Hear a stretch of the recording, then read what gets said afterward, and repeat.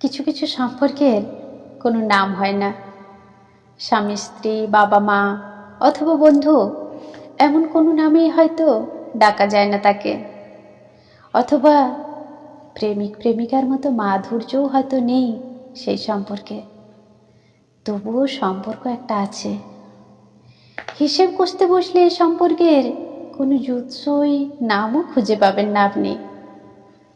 আবার শুধু পরিচিত বললে একটু যেন কম বলা হয়ে যাবে। যেমন ধরুন, বাজারে যার কাছ থেকে আপনি রোজ মাছ কেনেন, একদিন বাজারে গিয়ে দেখলেন সে আজ আসেনি। আপনার পকেটে টাকা আছে, অন্য মাছ বিক্রেতাও রয়েছে লাইন দিয়ে, আপনি মাছ কিনেও আনলেন, কিন্তু ওই যে আপনি কাতলা চাওয়ার পরেও আন্তরিকতার সঙ্গে সে বলল, দাদা আজ ভালো পার্শে এনেছি, খুব টাটকা, নেবেন নাকি? কাতলা তো রোজই পাবেন। অথবা, দিদি আমার মাকে ডাক্তার বলেছে 40 হলেই ক্যালসিয়াম কমে যায় শরীরে, আপনিও মাছ খাবেন বাড়ির সকলের সঙ্গে। অথবা আপনার বাড়ির রাঁধুনি, মাইনের বিনিময়ে রান্না করে দেওয়া যার কাজ, সেই যখন আপনার অফিস টাইমে টিফিনটা গুছিয়ে দিয়ে বলে, নাও ব্যাগে ভরে নাও, সময় মতো খেয়ে নিও, তোমার তো আবার খাওয়ার সময় থাকে না।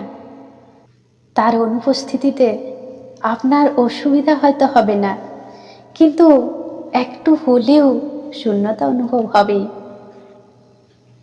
আগে মর্নিং ওয়াকে বেরিয়ে দেখতাম এক ভদ্রমহিলা গাড়ি থেকে নেমে পথের কুকুরদের বিস্কিট খাওয়াতেন, গলায় হাত দিয়ে আদর করতেন। এখন আর তাকে দেখি না। শুধু ওই চত্বরে কোনো গাড়ি এসে দাঁড়ালেই কুকুরগুলো উৎসুক হয়ে তাকিয়ে থাকে আরোহীর দিকে।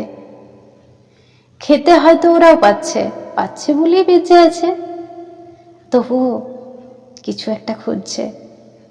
এমনই নরম আন্তরিকতার দ্বারা এক একটা সম্পর্ক গড়ে ওঠে, যার কোনো নাম হয়তো নেই, কিন্তু একটা অনুভূতি আছেই।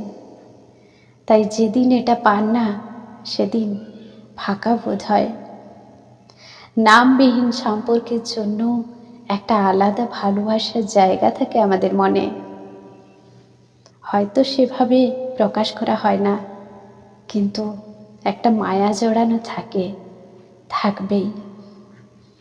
ধন্যবাদ। কলমে অর্পিতা সরকার, কণ্ঠে আমি মীনাক্ষী।